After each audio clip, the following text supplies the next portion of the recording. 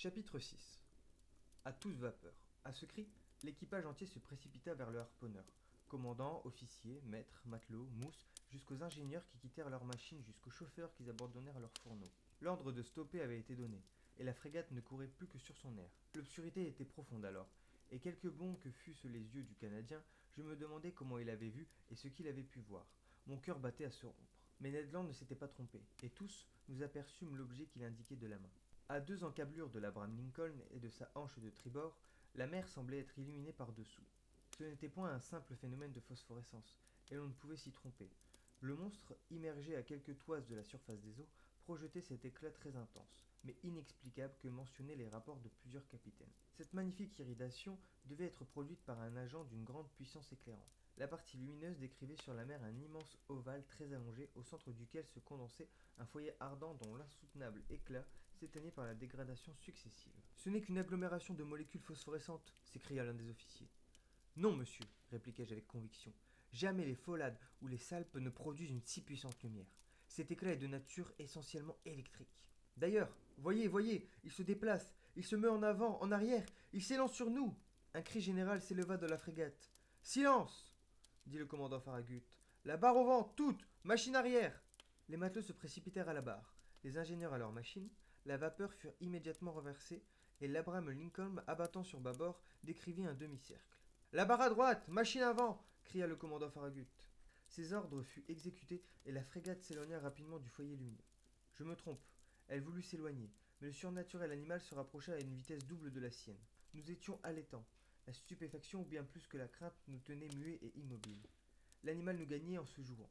Il fit le tour de la frégate qui filait alors 14 nœuds, et l'enveloppa de ses nappes électriques comme d'une poussière lumineuse. Puis, il s'éloigna de 2 ou 3 milles, laissant une traînée phosphorescente comparable au tourbillon de vapeur que jette en arrière la locomotive d'un express. Tout d'un coup, des obscures limites à l'horizon où il alla prendre son élan. Le monstre fonça subitement vers l'Abraham Lincoln avec une effrayante rapidité, s'arrêta brusquement à 20 pieds de ses précintes, s'éteignit, non pas en s'abîmant sous les eaux, puisque son éclat ne subit aucune dégradation. Mais soudainement, et comme si la source de ce brillant effluve se fût subitement ternie, puis il réapparut de l'autre côté du navire, soit qu'il l'eût tourné, soit qu'il eusse glissé sous sa coque. À chaque instant, une collision pouvait se produire, qui nous eût été fatale. Cependant, je m'étonnais des manœuvres de la frégate. Elle fuyait, n'attaquait pas. Elle était poursuivie, elle qui devait poursuivre, et j'en fis l'observation au commandant Farragut. Sa figure, d'ordinaire si impassible, était empreinte d'un indéfinissable étonnement. Monsieur Aronnax, me répondit-il, je ne sais à quel être formidable j'ai affaire, et je ne veux pas risquer imprudemment ma frégate au milieu de cette obscurité. D'ailleurs, comment attaquer l'inconnu? Comment s'en défendre? Attendons le jour, et les roches changeront.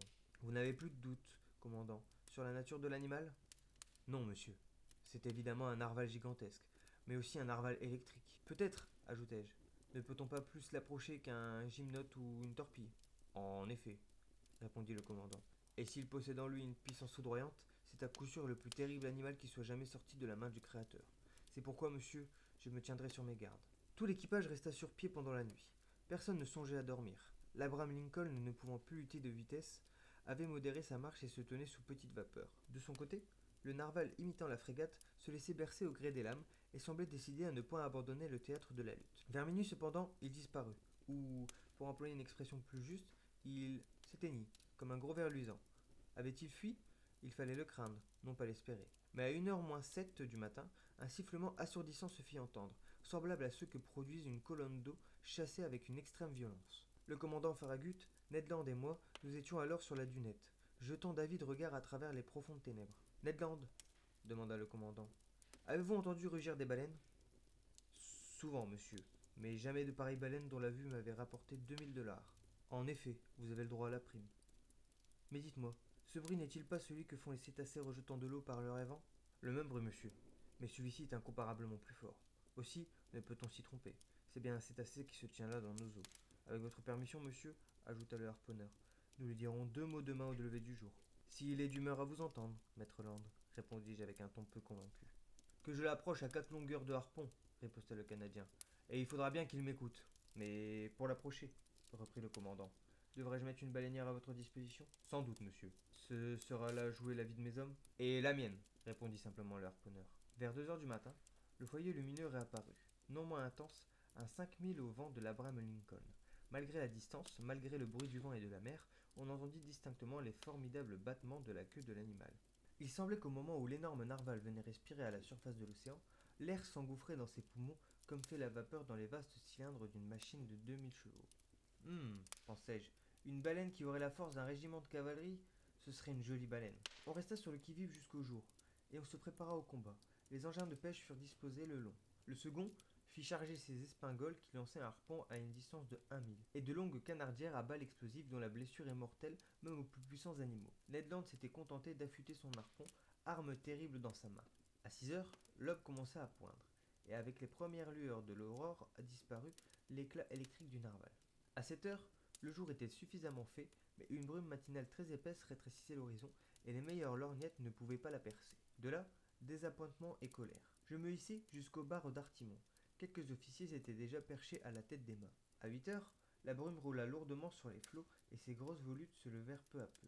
L'horizon s'élargissait et se purifiait à la fois. Soudain, et comme la veille, la voix de Ned Land se fit entendre. « La chose en question, par bâbord, derrière !» cria l'harponneur. Tous les regards se dirigèrent vers le point indiqué. Là, à 1 mille et demi de la frégate, un long corps noirâtre émergeait 1 mètre au-dessus des flots. Sa queue, violemment agitée, produisait un remous considérable. Jamais appareil caudal ne battit la mer avec une telle puissance. Un immense sillage, d'une blancheur éclatante, marquait le passage de l'animal et décrivait une courbe allongée. La frégate s'approcha du cétacé, je l'examinai en toute liberté d'esprit. Les rapports du Shannon et de l'Helvetia avaient un peu exagéré ses dimensions, et j'estimais sa longueur à 250 pieds seulement. Quant à sa grosseur, je ne pouvais que difficilement l'apprécier, mais en somme, l'animal me parut très admirablement proportionné dans ses 3 dimensions. Pendant que j'observais cet être phénoménal, 2 jets de vapeur et d'eau s'élancèrent de ses évents, et montèrent à une hauteur de 40 mètres, ce qui me fixa sur son mode de respiration. J'en conclus définitivement qu'il appartenait à l'embranchement des vertébrés, classe des mammifères, sous-classe des monodelphiens, groupe des pisciformes, ordre des cétacés, famille. Ici je ne pouvais encore me prononcer. L'ordre des cétacés comprend 3 familles, les baleines, les cachalots et les dauphins. Et c'est dans cette dernière que sont rangés les narvals. Chacune de ces familles se divise en plusieurs genres. Chaque genre en espèces, chaque espèce en variété. Variété, espèce, genre et famille me manquaient encore, mais je ne doutais pas de compléter ma classification avec l'aide du ciel et du commandant Farragut. L'équipage attendait impatiemment les ordres de son chef. Celui-ci, après avoir attentivement observé l'animal, fit appeler son ingénieur. L'ingénieur accourut. « Monsieur, dit le commandant, avez-vous de la pression ?»« Oui, monsieur, répondit l'ingénieur. Bien, forcez vos feux et à toute vapeur. 3 hurrahs accueillirent cet ordre. L'heure de la lutte avait sonné. Quelques instants après, les 2 cheminées de la frégate vomissaient des torrents de fumée noire, et le pont frémissait sous le tremblement des chaudières. L'Abraham Lincoln, chassé en avant par sa puissante hélice, se dirigea droit sur l'animal. Celui-ci le laissa indifféremment s'approcher à une demi-encablure. Puis, dégainant de plonger, il prit une petite allure de fuite et se contenta de maintenir sa distance. Cette poursuite se prolongea pendant 3 quarts d'heure environ, sans que la frégate gagnât 2 toises sur le cétacé. Il était donc évident qu'à marcher ainsi, on ne l'atteindrait jamais. Le commandant Farragut tordait avec rage l'épaisse touffe de poils qui foisonnait sous son menton. « Ned Land !» cria-t-il. Le Canadien vint à l'ordre. « Eh bien, maître Land ?» demanda le commandant. « Me conseillez-vous encore de mettre mes embarcations à la mer ?»« Non, monsieur, » répondit Ned Land, car cette bête-là ne se laissera prendre que si elle le veut bien.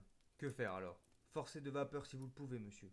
Pour moi, avec votre permission s'entend, je vais m'installer sur les sous-barbes de Beaupré, et si nous arrivons à la longueur du harpon, je harponne. Allez, Ned, répondit le commandant Farragut. Ingénieur, cria-t-il, faites monter la pression. Ned Land se rendit à son poste. Les feux furent plus activement poussés, l'hélice donna 43 tours à la minute, et la vapeur fusa par les soupapes. Le log jeté, on constata que l'Abraham Lincoln marchait à raison de 18 500 dixièmes à l'heure. Mais le maudit animal filait aussi avec une vitesse de 18 500 dixièmes. Pendant 1 heure encore, la frégate se maintient sous cette allure, sans gagner une toise. C'était humiliant pour l'un des plus rapides marcheurs de la marine américaine. Une sourde colère courait parmi l'équipage. Les matelots injuriaient le monstre qui, d'ailleurs, dégainait de leur répondre. Le commandant Farragut ne se contentait plus de tordre sa barbiche, il la mordait. L'ingénieur fut une fois encore appelé. « Vous avez atteint votre maximum de pression ?» lui demanda le commandant. « Oui, monsieur, » répondit l'ingénieur. « Et vos soupapes sont chargées ?»« À 6 atmosphères et demie. »« Chargez-les à 10 atmosphères. » Voilà un ordre américain s'il en fut. On n'eût pas mieux fait sur le Mississippi pour distancer une concurrence. « Conseil !» dis-je à mon brave serviteur qui se trouvait près de moi. « Sais-tu bien que nous allons probablement sauter ?»« Comme il plaira à monsieur, » répondit Conseil. Eh bien, je l'avouerai, cette chance, il ne me déplaisait pas de la risquer. Les soupapes furent chargées, Le charbon s'engouffrait dans les fourneaux, les ventilateurs envoyèrent des torrents d'air sur les brasiers, la rapidité de l'Abraham Lincoln s'accrut. Ses mains tremblaient jusque dans les emplatures et les tourbillons de fumée pouvaient à peine trouver passage dans des cheminées trop étroites. On jeta le loch une seconde fois. Eh bien, timonier demanda le commandant Farragut. 19 310e, monsieur. Forcez les feux. L'ingénieur obéit. Le nanomètre marqua 10 atmosphères, mais le cétacé chauffa lui aussi, sans doute car, sans se gêner, il fila ses 19 003 dixièmes. Quelle poursuite! Non, je ne puis décrire l'émotion qui faisait vibrer tout mon être. Ned Land se tenait à son poste, le harpon à la main. Plusieurs fois, l'animal se laissa approcher. Nous le gagnons s'écria le Canadien.